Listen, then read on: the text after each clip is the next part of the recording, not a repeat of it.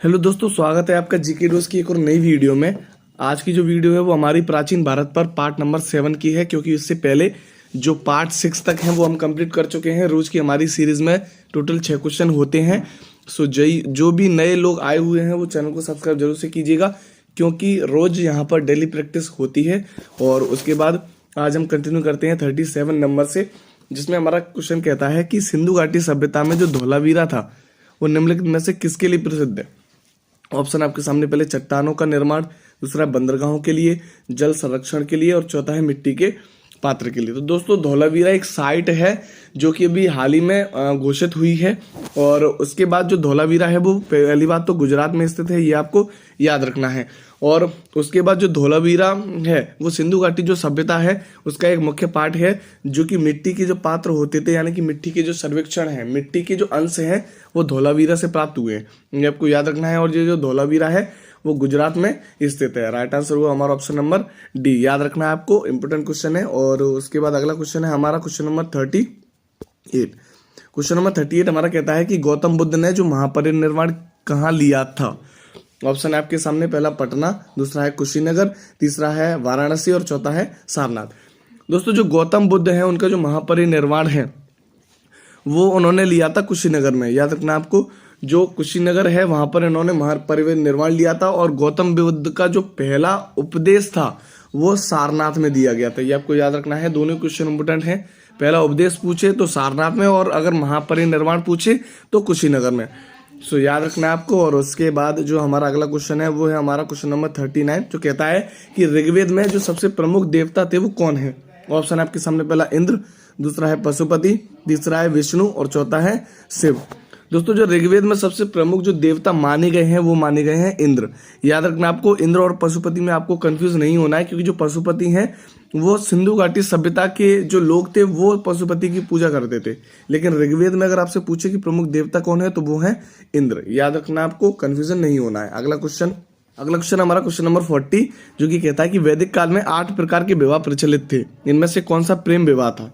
आपको याद होना चाहिए दोस्तों कि जो वैदिक काल है उसमें 8 प्रकार के विवाह प्रचलित थे, जिसमें कि जो प्रेम विवाह है वो थोड़ा प्रसिद्ध था, और उसका जो नाम है वो है गंधर्व विवाह, जो कि प्रेम विवाह के नाम से प्रसिद्ध था। याद रखना आपको। सो जो वैदिक काल में जो 8 प्रकार के विवाह थे उनमें से जो प्रेम विवाह था वो है गंधर्व विवाह। Option number B is the right answer, याद रखना आपको। और उसके बाद जो हमारा अगला क्वेश्चन है वो है हमारा 41, कहता है कि मोहनजोदड़ो और हड़प्पा जो है वो किस प्रकार के नगरों के लिए प्रसिद्ध थे।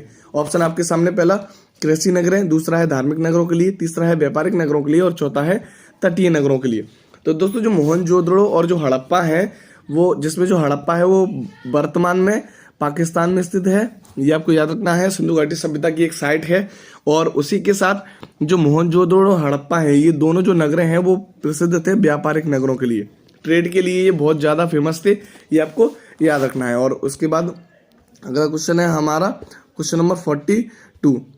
क्वेश्चन नंबर 42 हमारा कहता है कि निम्नलिखित में से कौन सा वेद वेदित्री का भाग नहीं है।